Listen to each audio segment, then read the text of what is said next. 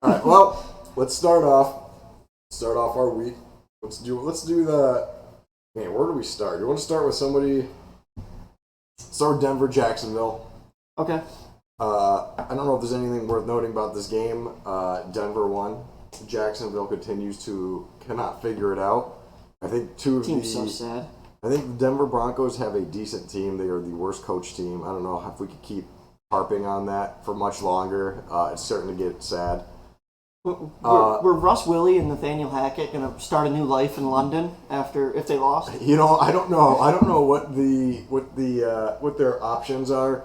I don't think either team are destined for anything wild this year. I think the more and more that we keep hearing about Russell Wilson, does everybody hate this guy?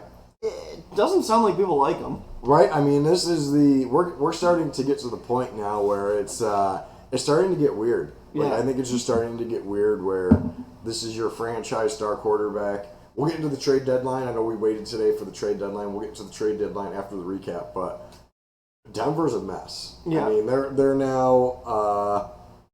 I don't even know what you do with this team. They kept their pieces on offense to try to help Russ Willy, letting them cook, I guess. Jacksonville.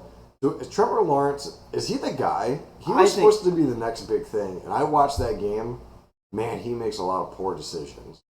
He does, but I also attribute that a lot to he had Urban Meyer as his first year. That was basically a waste of a year. Yeah, and so now I think he's kind of starting from rookie year starting this year. Okay. That's the way I kind of look at it. And I don't hate that take. It's just, man, I'm watching these guys play and I'm just like, what a bunch of sorry teams. Yeah, but Jacksonville also doesn't have any. I mean, they have ETN in the backfield. I like ETN. He's a very good piece. But then you got the overpaid Christian Kirk, who I still think I will preach to this day is still garbage. He started off hot and then now he has fell off a cliff. I like Ingram at tight end. Yeah. I mean, they'll see if they keep him around because I think he's on a 1-year deal. Man, they are bare bones everywhere. Yeah, it's not good. They got some help at the trade deadline. We'll get into the trade deadline after, but man, I don't know, where do you go for Jacksonville? Are you just starting to play your young guys? I feel like at this point you have to, right? Because they're done for the season. They're not making the playoffs. No, they just don't have. If you can't beat Denver, Denver's rough right now. Yeah, you're probably not looking too good. But man, looking at Denver's offense, I'm surprised nobody on that offense got traded yesterday. I thought for sure Sutton, Judy, one of those guys was gone. I thought for sure because I guess we'll get into the trade deadline now because I have a lot of thoughts about this. So you traded everything basically for Russell Wilson. Yep. What kept them in games has been their defense. Mm-hmm. So then you trade Chubb, right? Makes sense. So you get some picks back. Now, there's a couple of ways you could take that. Is, hey, you know what? We know we're not going to compete this year. Our team needs a lot of help on offense. Do you flip Chubb? I mean, depending on where you look, Chubb was a first-round talent. Obviously, they picked him up, top 5 pick. Played well. I think so far this year was okay. According to per sources, Pro Football Focus, he was an average player this year. So they flip him to Miami. Miami's got a very good defense. But Miami, the more and more I looked at that trade, when we first talked about it yesterday, I'm like, oh, Miami ripped them off. But then you start looking at Miami's edge defenders, where Chubb, he's going to play. Yeah. Is he going to just turn into the second, third down like Von Miller did for the Rams last year? Because you've got Jalen Phillips. They're a top 10 defense. So they're finding him to play. He might just come in as the edge rusher. That just might be his role.